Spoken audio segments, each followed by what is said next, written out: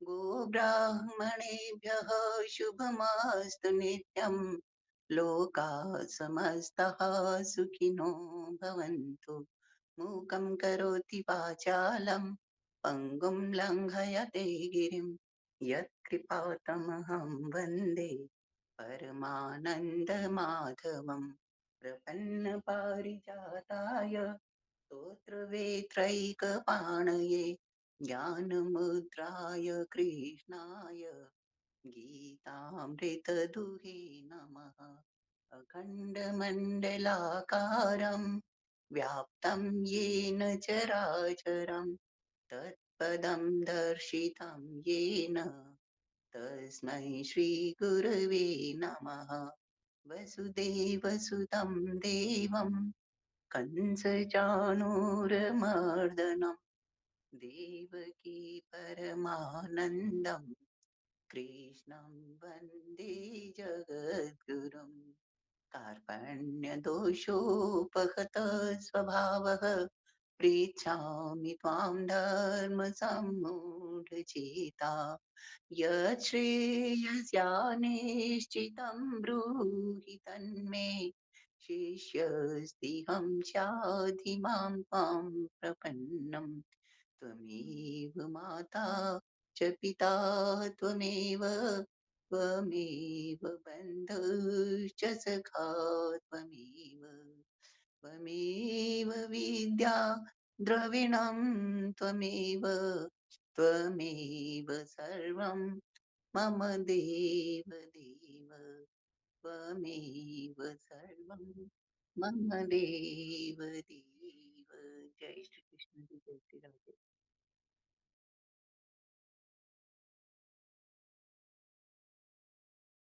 जय श्री कृष्ण भैया।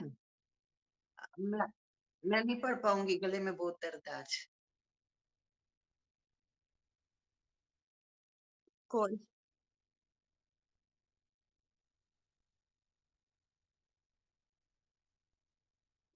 कौन सा चैप्टर है भैया?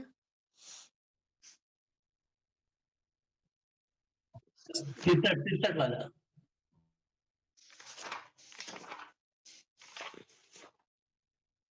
जय श्री भगवान श्री कृष्ण के साथ वाणासुर का युद्ध। श्री सुखदेव जी कहते हैं, परीक्षित, बरसात के 4 महीने बीत गए, परंतु अनिरुद्ध जी का कहीं पता न चला। उनके घर के लोग इस घटना से बहुत ही शोकाकुल हो रहे थे। एक दिन नारद जी ने आकर अनिरुद्ध का शोणितपुर जाना, वहां बाणासुर के सैनिकों को हराना और फिर नागपाश में बांधा जाना, ये सारा समाचार कह सुनाया। तब श्री कृष्ण को ही अपना आराध्य देव मानने वाले यदुवंशियों ने शोणितपुर पर चढ़ाई कर दी। जब श्री कृष्ण और बलराम जी के साथ उनके अनुयायी सभी यदुवंशी प्रद्युम्न, सत्तिकी, गद, साम, सारण, नंद, उपनंद और भद्र आदि ने 12 अश्विनी सेना के साथ व्यूह बनाकर चारों ओर से वाणासुर की राजधानी को घेर लिया। जब वाणासुर ने देखा कि यदुवंशियों की सेना नगर के उद्यान, परकोटों, बुर्जों और सिंह द्वारों को तोड़-फोड़ रही है, तब उसे बड़ा क्रोध आया और वह भी 12 अक्षौणी सेना लेकर नगर से निकल पड़ा। वाणासुर की ओर से साक्षात भगवान शंकर वृषभराज नंदी पर सवार होकर अपने पुत्र कार्तिकेय और गणों के साथ रणभूमि में पधारे और उन्होंने भगवान श्री कृष्ण तथा बलराम जी से युद्ध किया। परीक्षित, ये युद्ध इतना अद्भुत और घमासान हुआ कि उसे देखकर रोंगटे खड़े हो जाते थे। भगवान श्री कृष्ण ने शंकर जी का और प्रद्युम्न ने स्वामी कार्तिकेय का स्वामी कार्तिकेय का युद्ध हुआ। बलराम जी से कुंभकर्ण और कूपकर्ण का युद्ध हुआ। बाणासुर के पुत्र के साथ साम और स्वयं बाणासुर के साथ सत्तिकी भिड़ गए। ब्रह्मा आदि बड़े बड़े देवता, ऋषि मुनि, सिद्ध चारण, गंधर्व, अप्सराएं और यक्ष विमानों पर चढ़ चढ़कर युद्ध देखने के लिए आ गए। भगवान श्री कृष्ण ने अपने शारंग धनुष के तीखी नोक वाले बाणों से शंकर जी के अनुचरों भूत, प्रेत, प्रमथ, गुहाक, डाकिनी, यातुधान, बेताल, विनायक, प्रेतगण, मातृगण, पिशाच, कुष्मांड और ब्रह्म राक्षसों को मार मार कर खदेड़ दिया। पिनाकपाणी शंकर जी ने भगवान श्री कृष्ण पर भांति भांति के अगणित अस्त्र शस्त्रों का प्रयोग किया, परंतु भगवान श्री कृष्ण ने बिना किसी भी प्रकार के विस्मय के उन्हें विरोधी शास्त्र शस्त्र अस्त्रों से शांत कर दिया। भगवान श्री कृष्ण ने ब्रह्मास्त्र की शांति के लिए ब्रह्मास्त्र का, व्यवस्त्र की शांति के लिए पार्वत अस्त्र का, आग्नेयास्त्र की शांति के लिए पर्जन्यास्त्र का और पशुपत पशुपत अस्त्र के लिए नारायण अस्त्र का प्रयोग किया। इसके बाद भगवान श्री कृष्ण ने जृंभणा अस्त्र से, जिससे मनुष्य को जमाई भर जमाई आने लगती है, महादेव जी को मोहित कर दिया। वे युद्ध से विरत होकर जमाई लेने लगे। तब भगवान श्री कृष्ण शंकर जी से छुट्टी पाकर तलवार, गदा और बाणों से वाणासुर की सेना का संहार करने लगे। उधर प्रद्युम्न ने बाणों की बौछारें से स्वामी कार्तिक को घायल कर दिया और अंग अंग से रक्त की धारा बह चली। वे रणभूमि छोड़कर अपने वाहन मयूर द्वारा भाग निकले। बलराम जी ने अपने मूसल की चोट से कुंभांड और कुंभकर्ण को घायल कर दिया। वे रणभूमि में गिर पड़े। इस प्रकार अपने सेनापतियों की को हताहत देखकर बाणासुर की सारी सेना तितर बितर हो गई। जब रथ पर सवार बाणासुर ने देखा कि श्री कृष्ण आदि के प्रहार से हमारी सेना तितर बितर और तहस नहस हो रही है, तब उसको बहुत क्रोध आया। उसने चिढ़कर सत्यकी को छोड़ दिया और वह भगवान श्री कृष्ण पर आक्रमण करने के लिए दौड़ पड़ा। परीक्षित, रनो रण उन्मत्त बाणासुर ने अपने 1000 हाथों से एक साथ ही 500 धनुष खींचकर एक एक पर दो दो बाण चढ़ाए, परंतु भगवान श्री कृष्ण ने एक साथ ही उसके सारे धनुष काट डाले और सारथी, रथ तथा घोड़ों को भी धराशायी कर दिया एवं शंख ध्वनि की।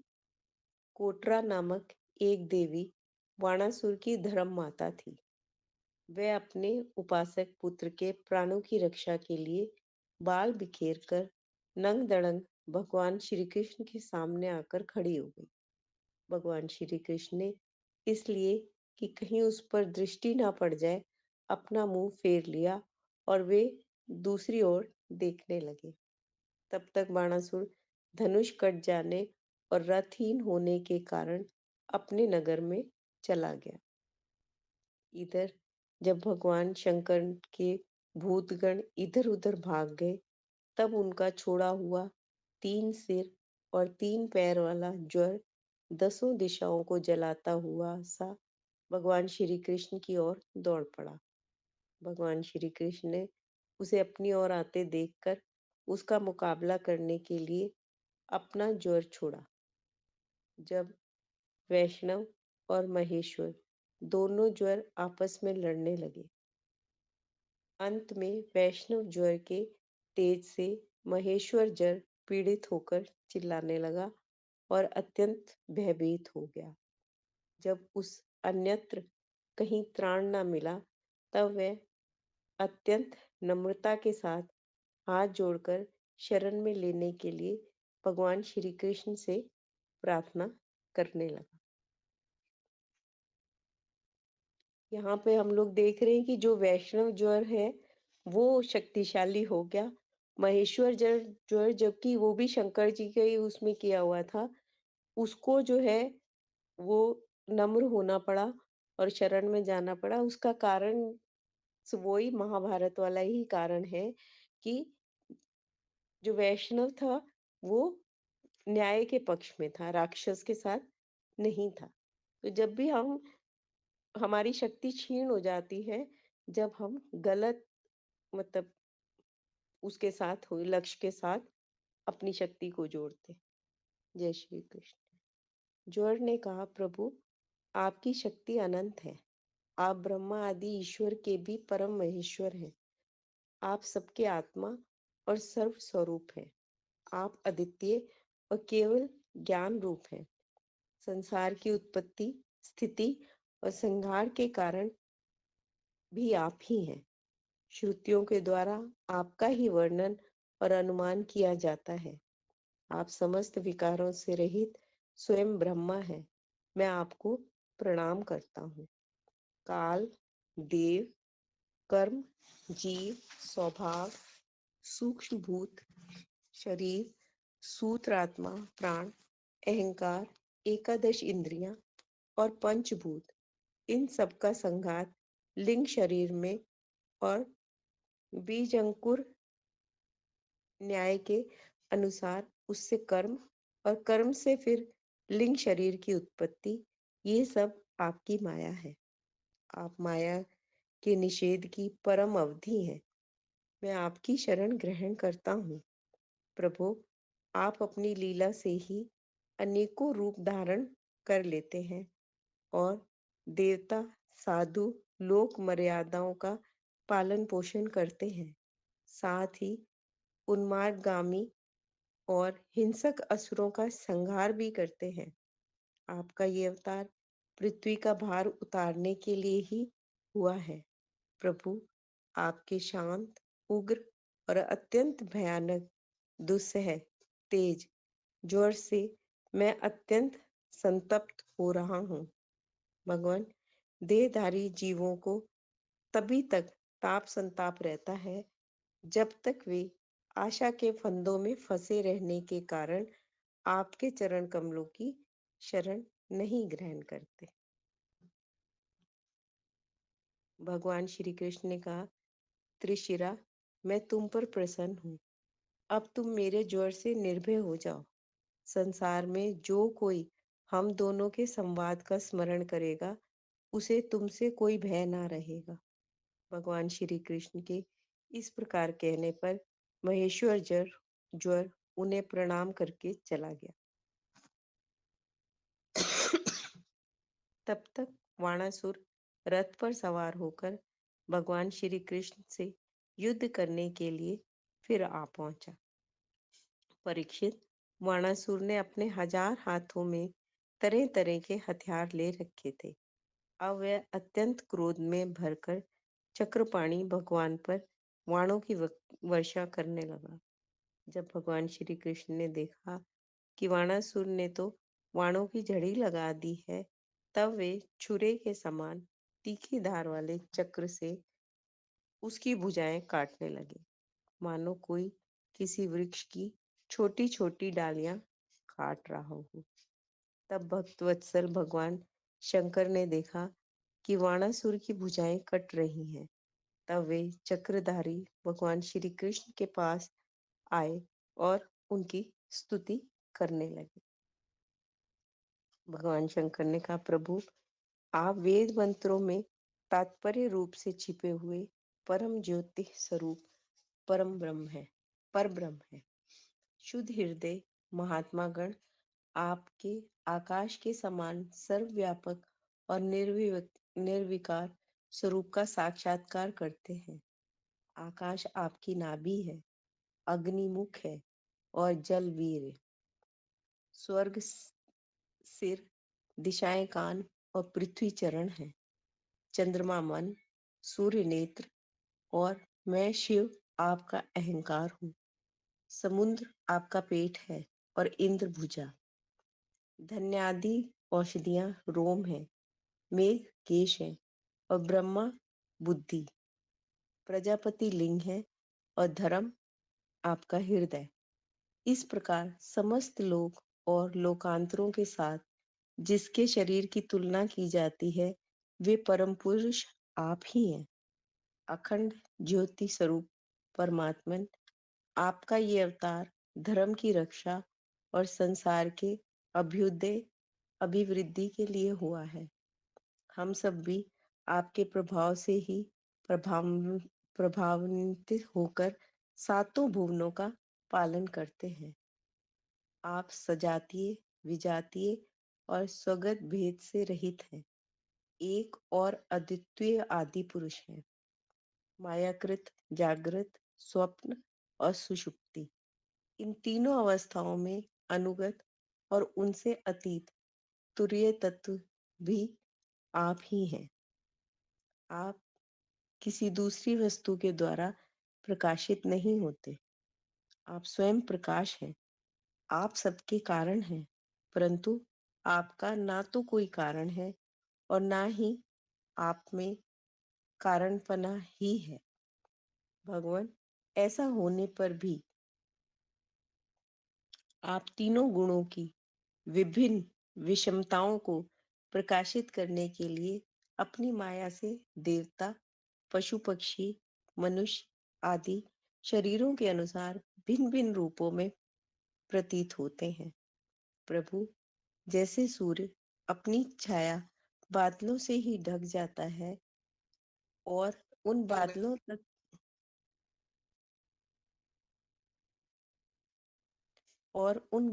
तथा विभिन्न रूपों को प्रकाशित करता है, उसी प्रकार आप तो स्वयं प्रकाशक हैं, परंतु गुणों के द्वारा मानो ढक से जाते हैं और समस्त गुणों और गुणाभिमानी जीवों को प्रकाशित करते रहते हैं। भगवान, आपकी माया से मोहित होकर लोग स्त्री, पुत्र, देह, गेह आदि में आसक्त हो जाते हैं और फिर दुख के अपार सागर में डूबने उतरने लगते हैं। संसार से मानवों को ये मनुष्य शरीर अपने आपने अत्यंत कृपा करके दिया है। जो पुरुष इस शरीर को पाकर भी अपनी इंद्रियों को वश में नहीं करता और आपके चरण कमलों का आश्रय नहीं लेता, उनका सेवन नहीं करता, उसका जीवन अत्यंत शोचनीय है और वह स्वयं अपने आप को ही धोखा दे रहा है। प्रभु, आप समस्त प्राणियों की आत्मा, प्रियतम और ईश्वर है। जो मृत्यु का ग्रास मनुष्य आपको छोड़ देता है और अनाथ दुख रूपी और तुच्छ विषयों में सुख बुद्धि करके उनके पीछे पीछे भटकता रहता है, वे इतना मूर्ख है कि अमृत को छोड़कर विष को पी रहा है। मैं, ब्रह्मा, सारे देवता और विशुद्ध हृदय वाले ऋषि मुनि सब प्रकार से और सर्व आत्मभाव से आपके शरणागत हैं, क्योंकि आप ही हम लोगों के आत्मा, प्रियतम और ईश्वर हैं। आप जगत की उत्पत्ति, स्थिति और प्रलय के कारण हैं। आप सब में सम, परम शांत, सबके सुहृदय, आत्मा और इष्ट देव हैं। आप एक अद्वितीय और जगत के आधार तथा अधिष्ठान हैं। हे प्रभु, हम सब संसार से मुक्त होने के लिए आपका भजन करते हैं।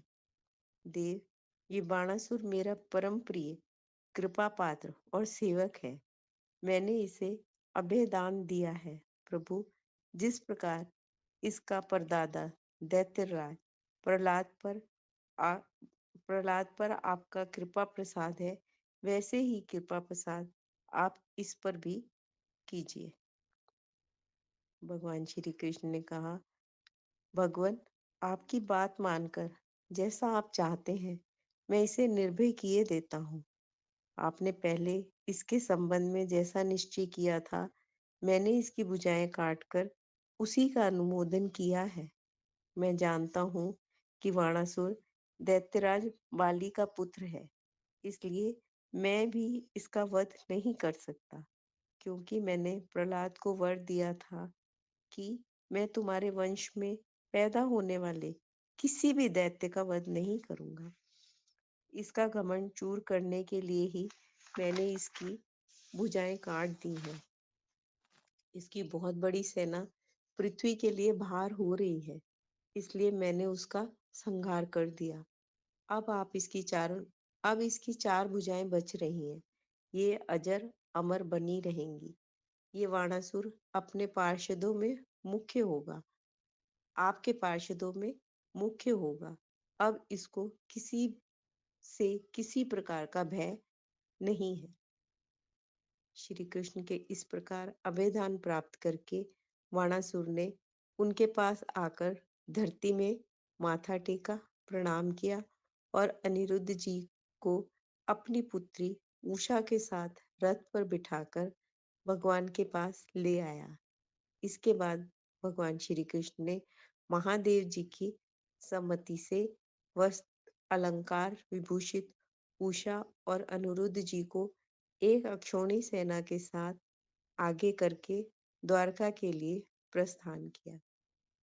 इधर द्वारका में भगवान श्री कृष्ण आदि के शुभ शुभ आगमन का समाचार सुनकर झंडियों और तोरणों से नगर का कोना कोना सजा दिया गया। बड़ी बड़ी सड़कें और चौराहों को चंदन मिश्रित जल से सींच दिया गया। नगर के नागरिकों, बंधु बांधवों और ब्राह्मणों ने आगे आकर खूब धूमधाम से भगवान का स्वागत किया। उस समय शंख, नगारे और ढोलों की तुमुल ध्वनि हो रही थी। इस प्रकार भगवान श्री कृष्ण ने अपनी राजधानी में प्रवेश किया। परीक्षित, जो पुरुष श्री शंकर जी के साथ भगवान श्री कृष्ण का युद्ध और उनकी विजय की कथा का प्रातःकाल उठकर स्मरण करता है, उसकी कभी पराजय नहीं होती। जय श्री कृष्ण, जय श्री राम। ओम नमो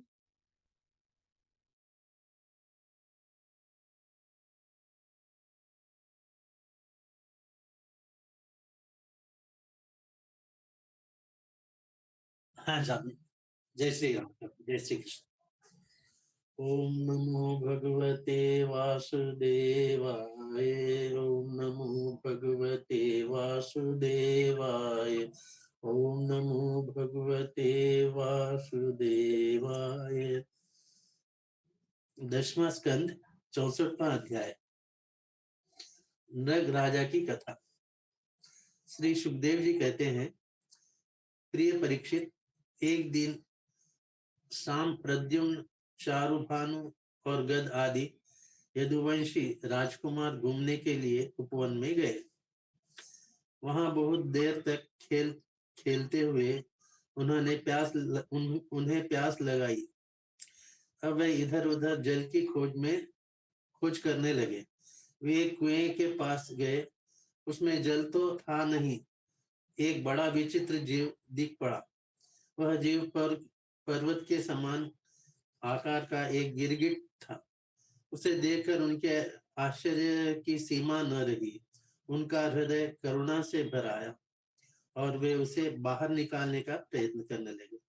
परंतु जब वे राजकुमार उस गिरे हुए गिरगिट को चमड़े और सूत की रस्सियों से बांधकर बाहर निकाल सके, तब कुतूहलवश उन्होंने यह आश्चर्यमय वृत्तांत भगवान श्री कृष्ण के पास जाकर निवेदन किया। जगत के जीवनदाता कमल नयन भगवान श्री कृष्ण उस कुएं पर आए। उसे देखकर उन्होंने बाएं हाथ से खेल खेल में अनायास ही उसको बाहर निकाल लिया। भगवान श्री कृष्ण के कर कमलों का स्पर्श होते ही उसका गिरगिट रूप जाता रहा और वह एक स्वर्गीय देवता के रूप में परिणित हो गया। अब उसके शरीर का रंग तपाए हुए सोने के समान चमक रहा था और उसके शरीर पर अद्भुत वस्त्र, आभूषण और पुष्पों के हार शोभा पा रहे थे। यद्यपि भगवान श्री कृष्ण जानते थे कि इस दिव्य पुरुष को गिरगिट योनि क्यों मिली थी, फिर भी वह कारण सर्वसाधारण को मालूम हो जाए, इसीलिए उन्होंने उस दिव्य पुरुष से पूछा, महाभाग, तुम्हारा रूप तो बहुत सुंदर है, तुम कौन हो? मैं तो ऐसा समझता हूँ कि तुम अवश्य ही कोई श्रेष्ठ देवता हो। कल्याण मूर्ते, किस कर्म के फल से तुम्हें इस योनि में आना पड़ा था? वास्तव में तुम इसके योग्य नहीं हो। हम लोग तुम्हारा वृत्तांत जानना चाहते हैं। यदि तुम हम लोगों को यह बतलाना उचित समझते हो तो अपना परिचय अवश्य दीजिए। श्री सुखदेव जी कहते हैं, परीक्षित, जब अनंत मूर्ति भगवान श्री कृष्ण राजा नरक से, क्योंकि वे ही इस रूप में प्रकट हुए थे, इस प्रकार पूछा, तब उन्होंने अपने सूर्य के समान जाज्वल्यमान मुकुट झुकाकर भगवान को प्रणाम किया और वे इस प्रकार कहने लगे। राजा नरक ने कहा, प्रभु, मैं महाराज इक्षायु का पुत्र राजा नरक हूँ। जब कभी किसी ने आपके सामने दानियों की गिनती की होगी, तब उनमें मेरा नाम भी अवश्य ही आपके कानों में पड़ा होगा। प्रभु, आप समस्त प्राणियों की एक एक वृत्ति की के साक्षी हैं। भूत और भविष्य का व्यवधान भी आपके अखंड ज्ञान में किसी प्रकार की बाधा नहीं डाल सकता। अतः आपसे छिपा ही क्या है? फिर भी मैं आपको आज्ञा का पालन करने के लिए कहता हूँ। भगवान, पृथ्वी में जितने धूलिकण है, आकाश में जितने तारे हैं और वर्षा में जितनी जल की धाराएं गिरती है, मैंने उतनी ही गौएं दान की है। वे सभी गौएं दुधार, नौजवान, सीधी, सुंदर, सुलक्षणा और कपिला थी। उन्हें मैंने न्याय के धन से प्राप्त किया था। सबके सब बछड़े थे। उनके सिंगे भी उनके सिंगों में सोना मर दिया गया था और खुरों में चांदी। उन्हें वस्त्र, हार और गहनों से सजा दिया जाता था। ऐसी गौएं मैंने दी थी। भगवान, मैं युवावस्था में संपन्न श्रेष्ठ ब्राह्मण कुमारों को, जो सद्गुणी, शील संपन्न, कष्ट में पड़े हुए कुटुंब वाले, दंभ रहित, तपस्वी, वेद पाठी शिष्यों का विद्या दान करने वाले तथा सच्चरित्र होते वस्त्र भूषण से अलंकृत करता और उन गौओं का दान करता। इस प्रकार मैंने बहुत सी गौएं, पृथ्वी, सोना, घर, घोड़े, हाथी, दासियों के सहित कन्याएं, तिलों के पर्वत, चांदी, शैया, वस्त्र, रत्न, गृह सामग्री और रथ आदि भी दान किए। अनेकों यज्ञ किए और बहुत से कुएं, बावली आदि बनवाए। एक दिन किसी अप्रतिग्राही, दान न लेने वाले तपस्वी ब्राह्मण की एक गाय बिछुड़कर मेरी गौ में आ मिली। मुझे इस बात का बिल्कुल पता न चला, इसीलिए मैंने अनजाने में किसी दूसरे ब्राह्मण को दान कर दिया। जब उस गाय को वे ब्राह्मण ले चले, तब उस गाय के असली स्वामी ने कहा, यह गौ मेरी है। दान से जाने वाले ब्राह्मण ने कहा, यह तो मेरी है, क्योंकि राजा नरक ने मुझे इसको दान किया है। वे दोनों ब्राह्मण आपस में झगड़ते हुए अपनी अपनी बात कायम करने के लिए मेरे पास आए। एक ने कहा, यह गाय अभी अभी आपने मुझे दी है, और दूसरे ने कहा कि यदि ऐसी बात है तो तुमने मेरी गाय चुरा ली है। भगवान, उन दोनों ब्राह्मणों की बात सुनकर मेरा चित्त भ्रमित हो गया। मैंने धर्म संकट में पड़कर उन दोनों से बड़ी अनुनय विनय की और कहा कि मैं बदले में 1 लाख उत्तम गौएं दूंगा। आप लोग मुझसे वह गाय दे दीजिए। मैं आप लोगों का सेवक हूँ। मुझसे अनजाने में यह अपराध बन गया है। मुझ पर आप लोग कृपा कीजिए और मुझे इस घोर कष्ट से तथा घोर नरक में गिरने से बचा लीजिए। राजन, मैं इसके बदले में कुछ नहीं लूंगा। यह कहकर गाय का स्वामी चला गया। तुम उसके बदले में 1 लाख ही नहीं, 10,000 गौएं और 2 तो भी मैं लेने का नहीं। इस प्रकार कहकर दूसरा ब्राह्मण भी चला गया। देवाधिदेव जगदीश्वर, इसके बाद आयु समाप्त होने पर यमराज के दूत आए और मुझे यमपुरी ले गए।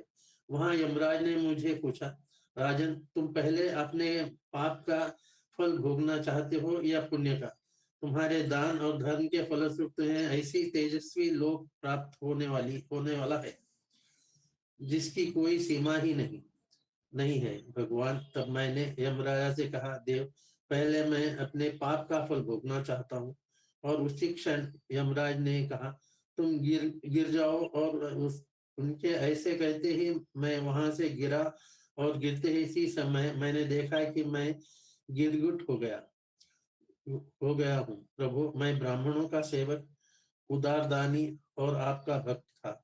मुझे इस बात की उत्कट अभिलाषा थी कि किसी प्रकार आपके दर्शन हो जाए। इस प्रकार आपकी कृपा से मेरे पूर्व जन्मों की स्मृति नष्ट न होए। भगवत, आप परमात्मा हैं, बड़े बड़े शुद्ध हृदय योगेश्वर। उपनिषदों की दृष्टि से, अभेद दृष्टि से अपने हृदय में आपका ध्यान करते रहते हैं। इंद्रियातीत परमात्मा, साक्षात आप मेरे नेत्रों के सामने कैसे आ गए, क्योंकि मैं तो अनेक प्रकार के व्यसनों, दुखद कर्मों में फंसकर अंधा हो रहा था। आपका दर्शन तो तब होता है जब संसार के चक्कर से छुटकारा मिलने का समय आता है। देवताओं के भी आराध्य देव पुरुषोत्तम गोविंद, आप ही व्यक्त और अव्यक्त जगत तथा जीवों के स्वामी हैं। अविनाशी अच्युत, आपकी कीर्ति पवित्र है।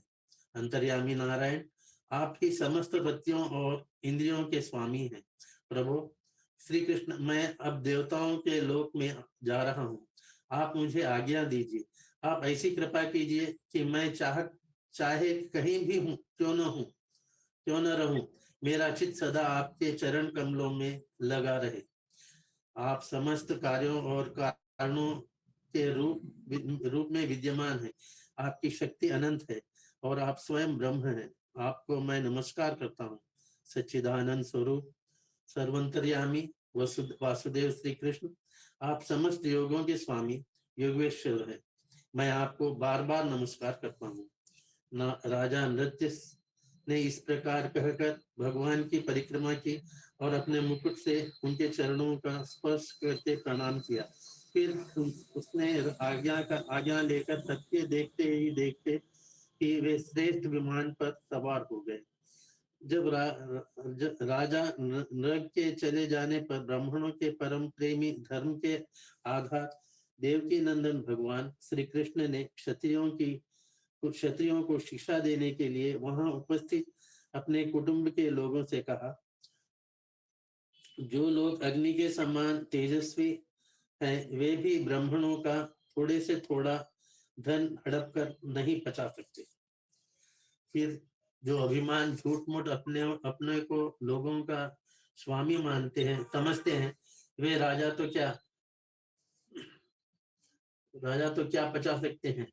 मैं हलाहल विष नहीं मानता, क्योंकि उसकी चिकित्सा होती है। वस्तुतः ब्राह्मणों का धन ही परम विष है। उसको पचा लेने के लिए पृथ्वी में कोई औषध, कोई उपाय नहीं है। हलाहल विष केवल खाने वाले का ही प्राण लेता है, और आग भी जल के द्वारा बुझाई जा सकती है, परंतु ब्राह्मण के धन रूप अरणी से जो आग पैदा होती है, वह सारे कुल को समूल जला डालती है। ब्राह्मण का धन यदि उसको पूरी सम्मति लिए बिना भोगा जाए, तब तो वो भोगने वाला, उसके लड़के और उसके पौत्र, इन 3 पीढ़ियों ही चौपट करता है। इन 3 पीढ़ियों को ही चौपट करता है। परंतु यदि बलपूर्वक हट करके उसका उपभोग किया जाए, तब वे पूर्व पुरुषों की 10 पीढ़ियां और आगे की भी 10 पीढ़ियां नष्ट हो जाती है। जो मूर्ख राजा अपने राजलक्ष्मी के घमंड से अंध होकर ब्राह्मणों का धन हड़पना चाहते हैं, समझना चाहिए कि वे जानबूझकर नरक में जाने का रास्ता साफ कर रहे हैं। वे देखते नहीं कि उन्हें अधः पतन के कैसे गहरे खड्डे में गिरना पड़ेगा। जिन उदार हृदय और बहुकुटुंबी ब्राह्मणों की वृत्ति छीन ली जाती है, उनके रोने पर उनके आंसुओं की बूंदों से धरती के जितने धूलिकण भीगते हैं, उतने वर्षों तक ब्राह्मण के स्वतत्व को छीनने वाला उस उच्छृंखल राजा और उसके वंशजों को कुंभीपाक नरक में दुख भोगना पड़ता है। जो मनुष्य अपनी या दूसरों की दी हुई ब्राह्मणों की वृत्ति उनकी जीविका के साधन छीन लेते हैं, वे 60,000 वर्ष तक विष्ठा के कीड़े होते हैं। इसीलिए मैं तो यही चाहता हूँ कि ब्राह्मणों का धन कभी भूल भूल से भी मेरे कोष में न आए, क्योंकि जो लोग ब्राह्मणों के धन की इच्छा भी करते हैं, उसे छीनने की बात तो अलग रही। वे इस जन्म में अल्पायु शत्रुओं से पराजित और राज्य भ्रष्ट हो जाते हैं, और मृत्यु के बाद वे दूसरों को कष्ट देने वाले सांप ही होते हैं। इसीलिए मेरे आत्मियों, यदि ब्राह्मण अपराध करे तो भी उनमें द्वेष मत करो। वह मार ही क्यों न बैठे या बहुत सी गलतियां या शाप ही क्यों न दे, उसे तुम लोग सदा नमस्कार ही करो। जिस प्रकार मैं बड़ी सावधानी से तीनों समय ब्राह्मणों को प्रणाम करता हूँ, वैसे ही तुम लोग भी किया करो। जो मेरी इस आज्ञा का उल्लंघन करेगा, उसे मैं क्षमा नहीं करूंगा, दंड दूंगा। यदि ब्राह्मण के धन का अपहरण हो जाए तो वह अपहृत धन उस अपहरण करने वाले को अनजान में उसके द्वारा यह अपराध हुआ हो तो भी अधःपतन के गड्ढे में डाल देता है। जैसे ब्राह्मण की गाय ने अनजाने में उसे लेने वाले राजा नरक को नरक में डाल दिया था। परीक्षित, समस्त लोगों को पवित्र करने वाले भगवान श्री कृष्ण द्वारका वासियों को इस प्रकार उपदेश देकर अपने महल में चले गए। ओम नमो भगवते वासुदेवाय। ओम नमो भगवते वासुदेवाय। ओम नमो भगवते वासुदेवाय।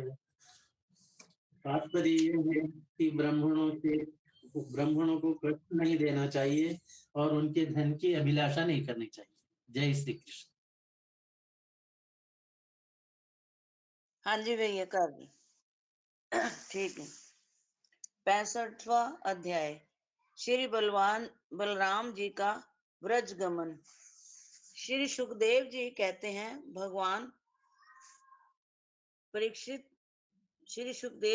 हैं, परीक्षित, भगवान बलराम जी के मन में व्रज के नंद बाबा आदि स्वजन संबंधियों से मिलने की बड़ी इच्छा और उत्कंठा थी। अब वे रथ पर सवार होकर द्वारका से नंद बाबा के व्रज में आए। इधर उनके लिए व्रजवासी गोप और गोपियां भी बहुत दिनों से उत्कंठित थी। उन्हें अपने बीच में पाकर सबने बड़े प्रेम से गले लगाया। बलराम जी ने माता यशोदा और नंद बाबा को प्रणाम किया। उन लोगों ने भी आशीर्वाद देकर उनका अभिनंदन किया, यह कहकर कि बलराम जी, तुम जगदीश्वर हो, अपने छोटे भाई श्री कृष्ण के साथ सर्वदा हमारी रक्षा करते रहो। उनको गोद में ले लिया और अपने प्रेम अश्रुओं से उन्हें भिगो दिया। इसके बाद बड़े बड़े गोपों को बलराम जी ने और छोटे छोटे गोपों ने बलराम जी को नमस्कार किया। वे अपनी आयु, मेल जोल और संबंध के अनुसार सबसे मिले जुले। ग्वाल बालों के पास जाकर किसी से हाथ मिलाया, किसी से मीठी मीठी बातें की, किसी को खूब हंस हंस कर गले लगाया।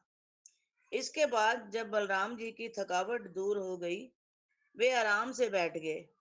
तब सब ग्वाल उनके पास आए।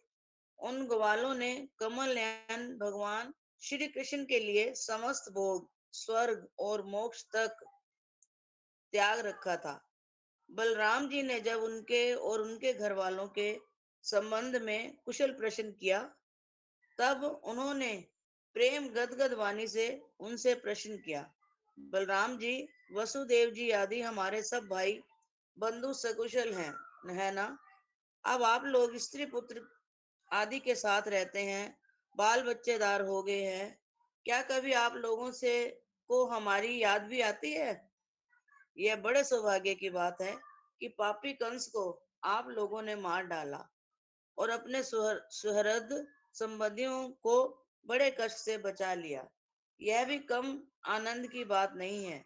कि आप लोगों ने और भी बहुत से शत्रुओं को मार डाला या जीत लिया और अब अत्यंत सुरक्षित दुर्ग किले में आप लोग निवास करते हैं। परीक्षित, भगवान बलराम जी के दर्शन से, उनकी प्रेम भरी चितवन से गोपियां निहाल हो गईं। उन्होंने हंसकर पूछा, क्यों बलराम जी, नगर नारियों के प्राण वल्लभ श्री कृष्ण अब सकुशल तो है? क्या कभी उन्हें अपने भाई बंधु और पिता माता की याद आती है? क्या वे अपनी माता के दर्शन के लिए एक बार भी यहाँ आ सकेंगे? क्या महाबाहु श्री कृष्ण कभी हम लोगों की सेवा का भी कुछ स्मरण करते हैं? आप जानते हैं कि स्वजन संबंधियों को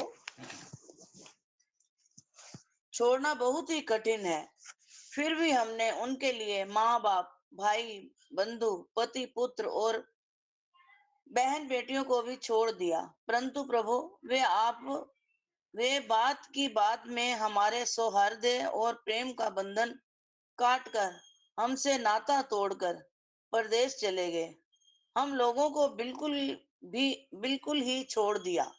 हम चाहती तो उन्हें रोक लेती, परंतु जब वे कहते कि हम तुम्हारे ऋणी हैं, तुम्हारे उपकार का बदला कभी नहीं चुका सकते, तब ऐसी कौन सी स्त्री है जो उनकी मीठी मीठी बातों पर विश्वास न कर लेती? एक गोपी ने कहा, बलराम जी, हम तो गांव की गंवार ग्वालने ठहरी, उनकी बातों में आ गई, परंतु नगर की स्त्रियां तो बड़ी चतुर होती हैं। भला वे चंचल और कृतघ्न श्री कृष्ण की बातों में क्यों फंसने लगी? उन्हें तो वे उन्हें तो वे नहीं छका पाते होंगे। दूसरी गोपी ने कहा, नहीं सकी, श्री कृष्ण बातें बनाने में तो एक ही है। ऐसी रंग बिरंगी मीठी मीठी बातें गढ़ते हैं कि क्या कहना। उनकी सुंदर मुस्कुराहट और प्रेम भरी चितवन से नगर नारियां भी प्रेमावेश से व्याकुल हो जाती होंगी और वे अवश्य उनकी बातों में आकर अपने को निछावर कर देती होंगी। जय हो। तीसरी गोपी ने कहा, अरे गोपियों, हम लोगों को उसकी बात से क्या मतलब? यदि समय ही काटना है तो कोई दूसरी बात करो। यदि उस निष्ठुर का समय हमारे बिना बीत जाता है तो हमारा भी उसी की तरह, भले ही दुख से क्यों ना हो, कट ही जाएगा। अब गोपियों के भाव नेत्रों के सामने भगवान श्री कृष्ण की हंसी, प्रेम भरी बातें, चारु चितवन, अनूठी चाल और प्रेमालिंगन आदि मूर्तिमान होकर नाचने लगे। वे उन बातों की मधुर स्मृति तन्मय होकर रोने लगी। परीक्षित, भगवान बलराम जी नाना प्रकार के से अन्वय विनय करने में बड़े निपुण थे। उन्होंने भगवान श्री कृष्ण के हृदय स्पर्शी और लुभावने संदेश सुना सुनाकर गोपियों को सांत्वना दी और वसंत के 2 महीने चैत्र और वैशाख वहीं बिताए। वे रात्रि के समय गोपियों में रहकर उनके प्रेम की अभिवृद्धि करते क्यों न हो, भगवान राम ही जो ठहरे। उस समय कुमुदिनी की सुगंध लेकर भीनी भीनी वायु चलती रहती। पूर्ण चंद्रमा की चांदनी छिटक कर यमुना जी के तटवर्ती उपवन को उज्जवल कर देती और भगवान बलराम गोपियों के साथ वही विहार करते। वरुण देव ने अपनी पुत्री वारुणी देवी को वहां भेज दिया। वह एक वृक्ष के खोड़र से बह निकली। उसने अपनी सुगंध से सारे वन को सुगंधित कर दिया। मधुधारा की वह सुगंध वायु ने बलराम जी के पास पहुंचाई, मानो उसने उन्हें उपहार दिया हो। उसकी महक से आकर्षित होकर बलराम जी गोपियों को लेकर वहां पहुंच गए और उनके साथ उसका पान किया। उस समय गोपियां बलराम जी के चारों ओर उनके चरित्र का गान कर रही थी और वे मतवाले से होकर वन में विचर रहे थे। उनके नेत्र आनंद मद से विहल हो रहे थे। गले में पुष्पों का हार शोभा पा रहा था। वैजयंती की माला पहने हुए आनंदोन्मत्त हो रहे थे। उनके एक कान में कुंडल झलक रहा था। मुखारविंद मुस्कुराहट की शोभा निराली ही थी। उस पर पसीने की बूंदें हिमकण के समान जान पड़ती थी। सर्वशक्तिमान बलराम जी ने जल क्रीड़ा करने के लिए यमुना जी को पुकारा, परंतु यमुना जी ने यह समझ कर कि ये तो मतवाले हो रहे हैं, उनकी आज्ञा का उल्लंघन कर दिया। वे नहीं आई। तब बलराम जी ने क्रोध पूर्वक अपनी हल्की नोक से उन्हें खींचा और कहा, पापनी यमुने, मेरे बुलाने पर भी तू तो मेरी आज्ञा का उल्लंघन करके यहाँ नहीं आ रही है, मेरा तिरस्कार कर रही है। देख, अब मैं तुझे तेरे स्वेच्छाचार का फल चखाता हूँ। अभी अभी तुझे हल्की नोक से 100 टुकड़े किए देता हूँ। जब बलराम जी ने यमुना जी को इस प्रकार डांटा फटकारा, तब वे चकित और भयभीत होकर बलराम जी के चरणों पर गिर पड़ी और गिर गिड़गिड़ाकर प्रार्थना करने लगी। लोकाभिराम बलराम जी महाबाहो, मैं आपका पराक्रम भूल गई थी। जगतपते, अब मैं जान गई कि आप अंश मात्र शेष जी इस सारे जगत को धारण करते हैं। भगवान, आप परम ऐश्वर्यशाली हैं। आप वास्तविक स्वरूप को न जानने के कारण ही मुझसे यह अपराध बन गया है। सर्व स्वरूप भक्त वत्सल, मैं आपकी शरण में हूँ। आप मेरी भूल चूक क्षमा कीजिए, मुझे छोड़ दीजिए। अब यमुना जी की प्रार्थना स्वीकार करके भगवान बलराम जी ने उन्हें क्षमा कर दिया और फिर जैसे गजराज हथनियों के साथ क्रीड़ा करता है, वैसे ही वे गोपियों के साथ जल क्रीड़ा करने लगे। जब वे यथेष्ट जल विहार करके यमुना जी से बाहर निकले, तब लक्ष्मी जी ने उन्हें नीलांबर बहुमूल्य आभूषण और सोने का सुंदर हार दिया। बलराम जी ने नीले वस्त्र पहन लिए और सोने की माला गले में डाल ली। वे अंग राग लगाकर सुंदर भूषणों से विभूषित होकर इस प्रकार शोभायमान हुए मानो इंद्र का श्वेत वर्ण ऐरावत हाथी हो। परीक्षित, यमुना जी अब भी बलराम के खींचे हुए मार्ग से बहती हैं और वे ऐसी जान पड़ती हैं मानो अनंत शक्ति भगवान बलराम जी का यश गान कर रही हैं। बलराम जी का चित्त व्रजवासिनी गोपियों के माधुर्य से इस प्रकार मुग्ध हो गया कि उन्हें समय का कुछ ध्यान ही न रहा।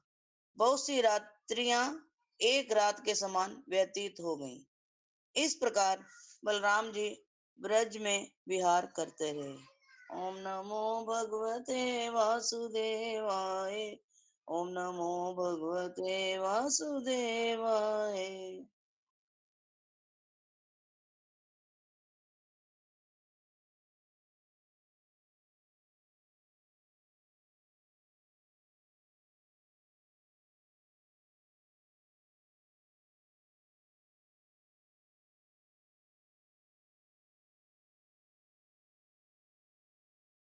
मेरे को दे दो, मेरे को दे दो।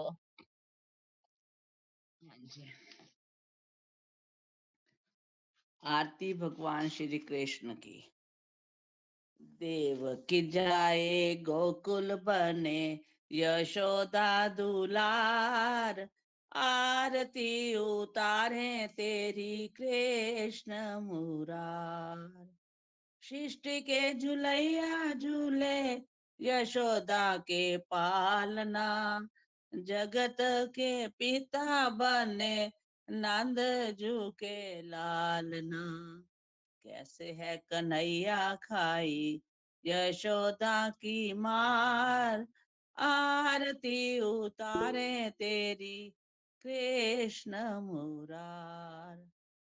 माटी खाई मुख में माँ को सृष्टि दिखाई है, नंद के ग्वाले बने गौएं भी चराई है।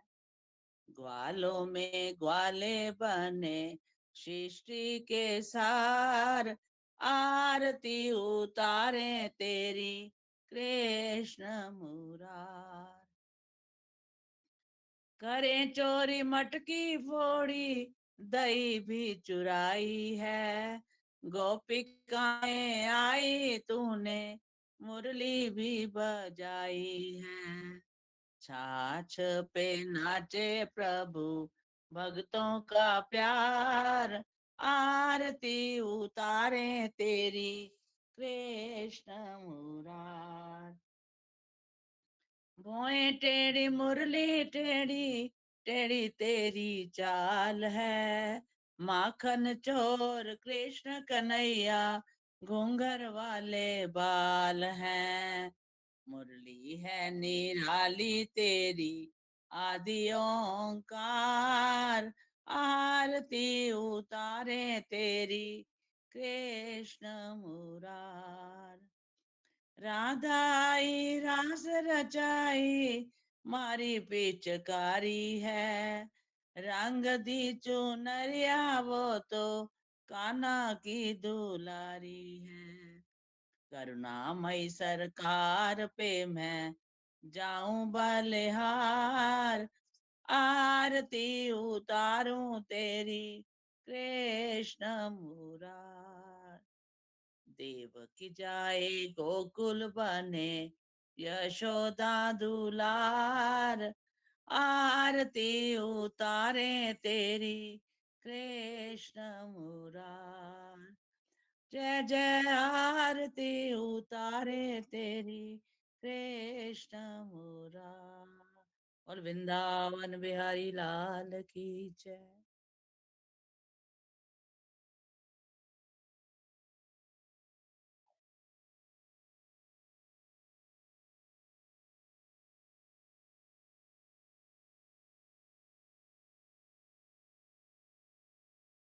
हाँ जी, हाँ जी। बोलो होली के रसिया की जय। जय। रंग डारो ना बीच बाजार, श्याम में तो मरे जाऊंगी। रंग डारो ना बीच बाजार, श्याम में तो मर जाऊंगी। रंग डारो ना, रंग डारो ना, रंग डारो ना बीच बाजार, श्याम मैं तो मरे जाऊंगी। हाय पकड़ो ना, हाय पकड़ो ना, हाय पकड़ो ना भैया हमार, कैसे मैं घर जाऊंगी। रंग डारो ना, रंग डारो ना बीच बाजार, श्याम मैं तो मरे जाऊंगी। आज ही पहनी मैंने नई चुंदरिया, आज ही पहनी मैंने नई चुंदरिया, बामें लग रहे गोटा किनरिया, बामें लग रहे गोटा किनरिया। आई करके मैं, आई करके मैं 16 सिंगार, कैसे मैं बच पाऊंगी। आई करके मैं 16 सिंगार, कैसे मैं बच पाऊंगी। रंग डारो ना, रंग डारो ना, रंग डारो ना बीच बाजार, श्याम मैं तो मरे जाऊंगी। रंग डारो ना बीच बाजार, श्याम मैं तो मरी जाऊंगी। देखो श्याम मेरा घुंघटा न खोलो, देखो श्याम मेरा घुंघटा न खोलो, तुम ठाड़े रहो कुछ ना बोलो, तुम ठाड़े रहो कुछ ना बोलो। मिले नैनों से, मिले नैनों से नैना हमार, मैं जीते जी मरे जाऊंगी, मिले नैनों से नैना हमार, जीते जी मैं मरी जाऊंगी। रंग डारो ना, रंग डारो ना, रंग डारो ना, बीच बाजार श्याम मैं तो मरी जाऊंगी। अब के आई मैं करके बहाना, अब के आई मैं करके बहाना, सास ननद का कहा न माना, सास ननद का मैंने कहा न माना, मान जाओ मान जाओ बावरी सरकार, नहीं तो मैं मरे जाऊंगी। मान जाओ बावरी सरकार, नहीं तो मैं मरी जाऊंगी। रंग डारो ना, रंग डारो ना, रंग डारो ना, बीच बाजार श्याम मैं तो मरे जाऊंगी। हाय पकड़ो ना, हाय पकड़ो ना, हाय पकड़ो ना, भैया हमार, कैसे मैं घर जाऊंगी। रंग डारो ना, बीच बाजार श्याम मैं तो मरे जाऊंगी। बोलो होली के रसिया की जय। जय। प्रभु की कृपा बनी रहे और आप हमें ऐसे ही अच्छे अच्छे भजन सुनाते रहे। बहुत सुंदर भजन, अपने भजन और शेयर मन जरूर को कर छू दिया करो। जाता है जब ये बोलते हैं ना हाय, ऐसा हाँ। मन को ठेस लगती है ना। कितना सुंदर भजन, नहीं, बहुत इनकी सुंदर। आवाज में ही जादू है भाई। आवाज में तो जादू है ना। प्रभु कृपा बनाए रखे ना, हमारे संग रहे, हमें सुनने को मिलता है, हमें और क्या चाहिए, है ना। हाँ हाँ, हाँ। पर इसको शेयर जरूर कर दिया करो। संतोष फिर जी, वही बात है, फिर आवाज कैसे लेंगे। हाँ जी, हाँ जी। अच्छा जी, हाँ ठीक है। मोंगा जी आप भी नहीं भेजते। हाँ जी, हाँ जी, हाँ जी, भाई साहब बोल-